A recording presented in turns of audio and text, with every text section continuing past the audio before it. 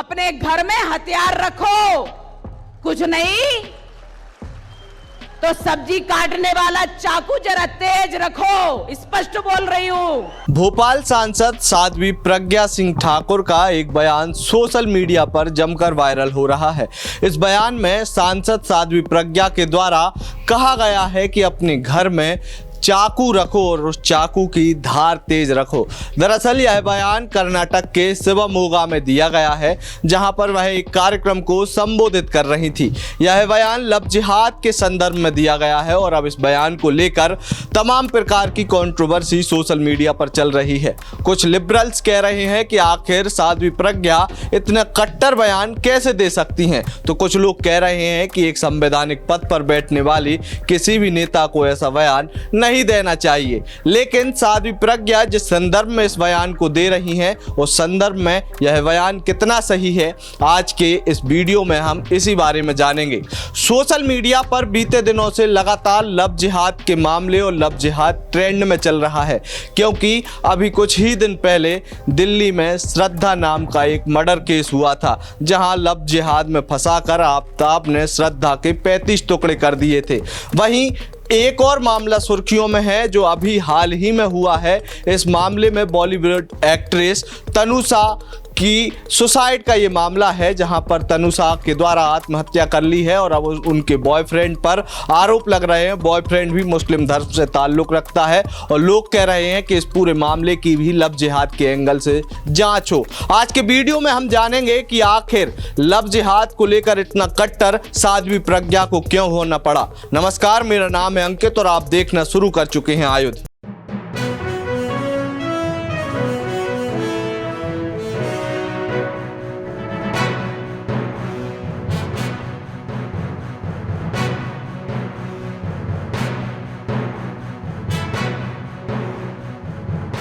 साध्वी प्रज्ञा के द्वारा ये बयान दिया गया है लव जिहाद के संदर्भ के मामले में, जहां पर वे कह रही हैं कि अपनी बेटियों को ऐसे बेधर्मियों से बचाने के लिए अपने घरों में चाकू की धार तेज करके रखना पड़ेगा। हमारे घरों में भी सब्जी काटने के लिए हथियार तेज होना चाहिए। उन्होंने चाकू से हमारे हर्षा को गोदा था, उन्होंने चाकू से हमारे वीरों को, हिंदू वीरों को, बजरंग दल के कार्यकर्ता, भाजपा के कार्यकर्ता, युवा मोर्चा के कार्यकर्ताओं को गोदा है, काटा है। तो हम भी सब्जी काटने वाले चाकुओं को जरा तेज रख लें, पता नहीं कब कैसा मौका आए। आखिर साध्वी प्रज्ञा को ये क्यों कहना पड़ा, ये आपको जानना होगा इन खबरों के माध्यम से।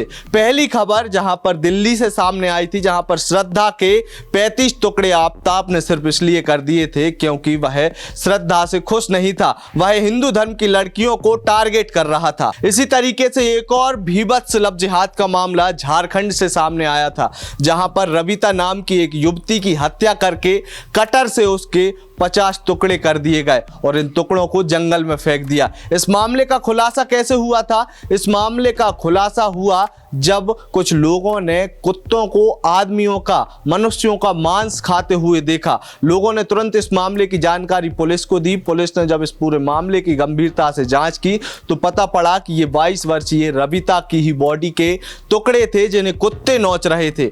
जब इस पूरे मामले का खुलासा हुआ तो पता पड़ा कि दिलदार, जो रविता का आशिक था, वो सिर्फ इस बात से नाखुश था क्योंकि रविता ने दूसरी शादी कर ली थी। ये तो लगभग एक पुराने हफ्ते मामले हैं।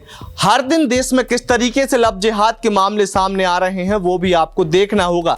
एक मामला 25 दिसंबर को छत्तीसगढ़ के कोरबा से आया, जहां पर नील कुसुम नाम की एक युवती के गले में 50 से 51 बार पेचकस घोंपे गए। पेचकस इसलिए घोंपे गए क्योंकि नील कुसुम उसके आशिक शाहबाज का फोन नहीं उठा रही थी। शाहबाज भाई साहब इस बात से नाराज हो गए थे कि नील कुसुम उसका फोन क्यों नहीं उठा रही, और उन्होंने निर्ममता से इस नील कुसुम के गले पर 50 से 51 बार प्रहार किए, जिसकी वजह से इस बच्ची की मौत हो गई। ये तो थे देश भर के मामले। अब चूंकि हम मध्य प्रदेश की बात करते हैं तो मध्य प्रदेश में भी लव जिहाद के भीभत्स मामलों से आपको रूबरू कराते हैं।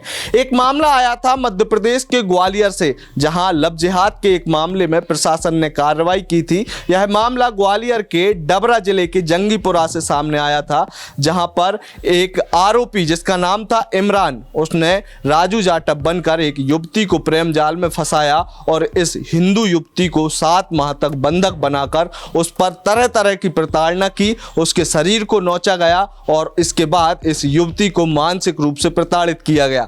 युवती जैसे तैसे इस आरोपी के चंगुल से भागी, तब कहीं वह अपनी जान बचा पाई। इसी तरीके का एक और मामला सामने आया था। इस मामले में लव जिहाद करने वाले व्यक्ति ने युवती को नहीं बल्कि इस युवती के पति को अपना निशाना बनाया और उसकी हत्या करके सबको एक नदी किनारे फेंक दिया। ये मामला क्या था? मामला अलीराजपुर का था, जहां पर पुलिस अधीक्षक के द्वारा एक प्रेस वार्ता आयोजित करके बताया गया कि जिले में प्रेम प्रसंग और लव जिहाद का मामला सामने आया है, जिसमें एक आरोपी को गिरफ्तार कर लिया गया है। इस मामले में आरोपी के क्षेत्र ग्राम उमरावली में 10 सितंबर को अनखड़ नदी में एक शव मिला था, जिसकी पहचान बीरेंद्र के रूप में हुई थी। बीरेंद्र की हत्या के बाद पुलिस ने इस पूरे मामले में धारा 302 का मामला दर्ज किया था और उसके बाद इस मामले की पूरी जानकारी जुटाना शुरू की।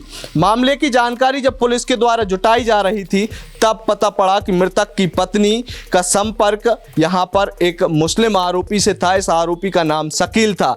शकील इस युवती जिसका नाम रानी था उसके साथ प्रेम प्रसंग में था, जिसके कारण युवती के पति को इन दोनों के संबंध पे शक होता था और जब युवती को उसके पति ने समझाया और युवती समझ गई, तो इस बात से नाराज शकील ने इस युवक की हत्या करके शव को नदी में फेंक दिया। इस मामले में पुलिस ने लव जिहाद सहित विभिन्न धाराओं के तहत अपराध पंजीबद्ध किया था। ये हो गए मध्य प्रदेश के 2 मामले। अब एक रिपोर्ट जो कि बीते दिनों प्रकाशित हुई थी, इस रिपोर्ट को देखेंगे आप तो पता पड़ेगा कि जब से 8 मार्च 2021 से मध्य प्रदेश में लव जिहाद को लेकर धर्म स्वतंत्र अधिनियम लागू किया गया है, उसके बाद से लगभग अब तक 100 से अधिक मामले लव जिहाद के मध्य प्रदेश में दर्ज हुए हैं। इनमें से सबसे ज्यादा मामले इंदौर और खंडवा क्षेत्र से सामने आए हैं, जहां पर लगभग 50 से ज्यादा हिंदू युवतियों को पहचान छिपाकर लव जिहाद का शिकार बनाया गया। अब इसमें एक और पेच उलझता है। इंदौर और खंडवा जहां से ये मामले सामने आए हैं, ये वही क्षेत्र है जहां से बीते दिनों पुलिस और केंद्रीय जांच एजेंसियों के द्वारा पीएफआई और सिमी के आतंकियों को गिरफ्तार किया था। कौन पीएफआई वाले? पीएफआई का इंदौर से एक आरोपी गिरफ्तार हुआ था, जिसके पास से दस्तावेज मिले थे, जिनसे खुलासा हुआ था कि यह आरोपी मुस्लिम युवाओं को न केवल फंड प्रोवाइड कराता था बल्कि उन्हें ट्रेनिंग देता था कि कैसे हिंदू युवतियों को लव जिहाद के शिकार में, लव जिहाद के शिकंजे में फंसाया जाए और उनका धर्म परिवर्तन कराया जाए। इस पूरे मामले का लब्बो लुआब क्या निकलता है कि हिंदू बेटियां घरों में भी सुरक्षित नहीं हैं, उन्हें प्रेम में फंसाकर उनके साथ लव जिहाद जैसी घटनाएं की जा रही हैं। यदि ऐसी घटनाओं में हिंदू युवती अपने आप का आत्मरक्षा करने लगे और आत्मरक्षा करने के लिए वह अपने घर में चाकू रखे और उस चाकू की धार को तेज रखे, तो इस बात पर से कुछ लोगों को मिर्ची लग रही है। आज की रिपोर्ट में मैंने आपको बताया कि किस तरीके से न केवल हिंदू युवतियों को लव जिहाद के जाल में फंसाया जा रहा है, बल्कि उसके बाद उनकी निर्ममता से हत्या कर दी जा रही है। ऐसे मामले जब देश भर से सामने आए तो जनता के बीच में रहने वाली एक जनता की ही प्रतिनिधि कुछ ऐसी बात कर दे जो अपने समाज को रक्षा के लिए की जा रही हो, समाज की रक्षा के लिए ये बात की जा रही हो, उसको देश में बैठे कुछ लिबरल्स और कुछ सेकुलर जीवी इस तरीके से प्रोपेगेंडा के तहत, एजेंडा के तहत चलाते हैं कि नहीं नहीं, सांसद तो इस प्रकार की कट्टरता की बात फैलाकर समाज में विद्वेष का भाव पैदा कर रही हैं। भाई साहब, यदि विद्वेष का कोई भाव पैदा कर रहा है तो वो ऐसे लव जिहादी हैं जो हिंदू बेटियों के कभी 50 टुकड़े आरी से काट कर देते हैं, तो कभी हिंदू बेटी के गले पर 50 और 51 बार पेचकस से हमला कर दिया जाता है। यदि आपको हमारी ये रिपोर्ट पसंद आई हो तो इसे अपने दोस्तों और रिश्तेदारों के साथ साझा करें। आप आयुध को यूट्यूब पर सब्सक्राइब करना ना भूलें। आप हमें फेसबुक, ट्विटर और इंस्टाग्राम पर भी फॉलो कर सकते हैं। आपका बहुत बहुत धन्यवाद।